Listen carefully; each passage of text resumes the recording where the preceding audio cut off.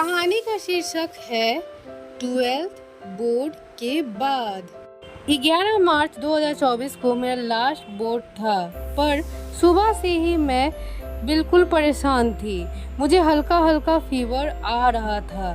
सोची कि आज तो लास्ट एग्ज़ाम है, अब नहीं पढ़ूंगी, अभी पढ़ लेती हूँ। एग्ज़ाम को देकर आने के बाद घर आकर मैं सो जाऊंगी, क्योंकि मैं भली भांति जानती हूँ कि फीवर मेरा इतनी जल्दी ठीक तो हो जाने वाला नहीं है, जो मैं शाम को बेटर रहूँगी। घर आने के बाद सबसे पहले फ्रेश होंगी, चेंज करूँगी, उसके बाद सो जाऊँगी।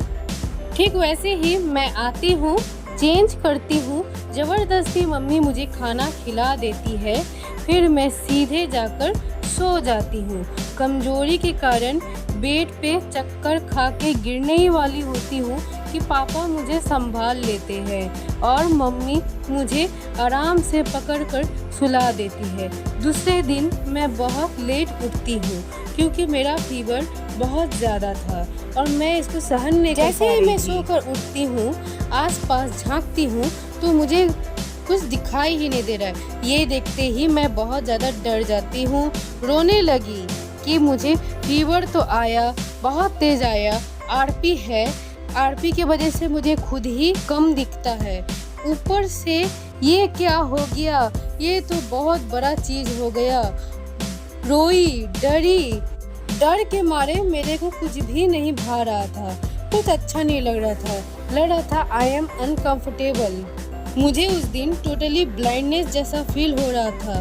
मैं बहुत ज़्यादा डर गई, क्योंकि इससे पहले मुझे कभी ऐसा हुआ नहीं। मम्मी को बताती, पर पापा को नहीं बताती, क्योंकि मेरे पापा बहुत स्ट्रिक्ट है, डांट लगाएंगे और फ़ोन भी मेरा ले लेंगे और मना करेंगे कि फ़ोन नहीं चलाओ। मैंने तुम्हें कितनी बार कहा है कि फ़ोन मत चलाया करो। इसी वजह से मैं अपने पापा को नहीं बताती, मम्मी को बताती, क्योंकि उस दिन मुझे सब कुछ अंधेरा अंधेरा सा लग रहा था। आसपास की चीज़ें देखने में काफ़ी ज़्यादा डिफ़िकल्टी हो रही थी। 2 दिन तक मुझे पूरी कुछ भी नहीं दिख रहा था और साथ में फीवर भी था, जिससे मैं पूरी तरीके से टूट गई और परेशान हो गई। जीने का अब ना ही कोई उम्मीद था और ऐसा लग रहा था कि मैं अपनी मम्मी पापा का सबसे बड़ा बोझ हूँ। मम्मी ने मुझे खाना लाकर दी, पर वो भी मुझे नहीं दिख रहा था और मम्मी मुझे पकड़कर रोने लगी और बहुत दुख ले ली इस बात का।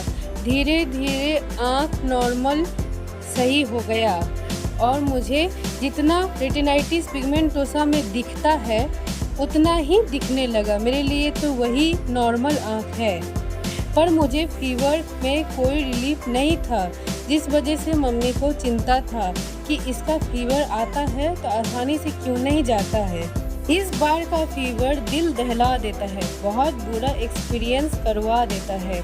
इस एक्सपीरियंस को मैं कभी भूल नहीं पाऊंगी। अब मुझे हर बार के फीवर का डर लग गया कि अब मैं कहीं अंधी ना हो जाऊं। ये बुखार मेरा लाइफ को बैड टाइम बना गया, एक बैड एक्सपीरियंस दे गया। आप लोग को ये कहानी कैसा लगा है? अगर ये कहानी अच्छा लगा हो तो आप लोग प्लीज़ मुझे लाइक कीजिए, शेयर कीजिए, सब्सक्राइब कीजिए, अपनी सभी दोस्तों के साथ शेयर कीजिए और साथ ही साथ मुझे ये कमेंट करके बताइए कि आप लोग भी मेरी तरह परेशान हो और कौन कौन मेरा व्यूअर आरपी है, यानी कि रेटिनाइटिस पिगमेंटोसा पेशेंट है। नीचे अटेंडेंस ज़रूर लगवाए। मैं आप लोग के लिए ऐसी ही कहानी लाती रहूँगी। ये मेरी खुद की असली कहानी है। Bye bye.